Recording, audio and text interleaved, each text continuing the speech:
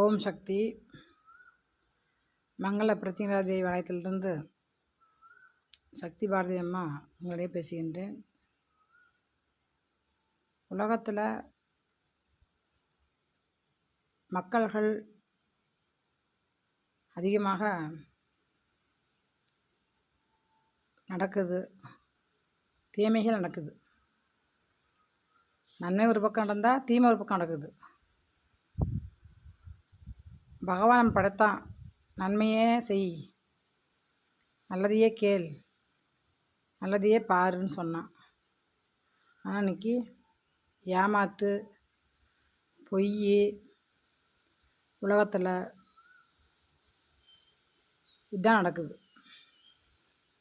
இப்போ கோயம்புத்தூரில்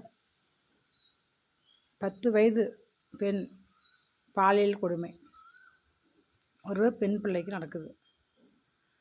இது மாதிரி தெரியாத விஷயங்கள் நிறையவே நடக்குது. ஆனால் ஒவ்வொன்றுக்கும் இறைவன் தண்டனை தரமாட்டான், நம்ம தான் கொடுக்கணும்.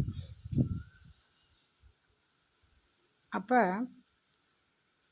எல்லாருமே போராடி ஒரு மனிதன் தவறு பண்ணுறான், பால் கொடுமை பண்ணுறான், பெண் பிள்ளையை சித்திரவதை பண்ணி கொண்டிருக்கான், இவனுக்கு என்ன தண்டனை கொடுக்கலாம்?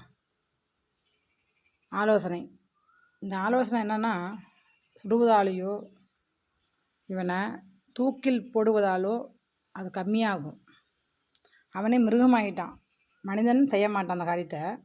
அவன் மனிதன் இல்லை, மிருகம். ஆனால் அந்த மிருகம் கூட செய்யாது இப்போ அந்த வேலையை. ஆனால் அந்த வேலையை செஞ்சவனுக்கு என்ன பண்ணணும்னா, சிங்கம், அந்த சிங்கமோ புலியோ உள்ள விலங்குகள் சரணாலயம் பசியால் இருக்குது பார்த்திங்களா, சிங்கமோ புலியோ, அந்த அறையில் இவனை அடைக்கணும். அதை நேரடி ஒளிபரப்பாக காமிக்கணும்.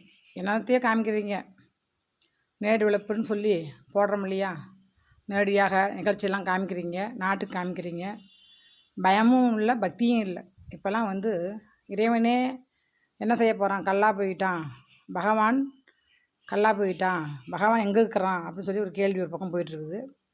அதே போல் பகவான் நேரில் வரலினாலும் மனசாட்சின்னு இருக்குது இல்லையா. மனிதன் இறங்கின குணம் சொல்லுவாங்க. மனிதன் இறங்கிய குணம், இறக்கமான குணம். அழுதா நம்ம மனசில் தண்ணி வரணும், அடுத்தவங்க அழுதா நம்ம மனசில் கண்ணீர் வரணும். அவன் தான் மனுஷன். ஆனால் அடுத்தவங்களை சித்திரப்படுத்துறதும், அடுத்தவங்களை கேவலப்படுத்துறதும், அடுத்தவங்களை ஏமாத்துறதும் இதுதானே நடக்குது.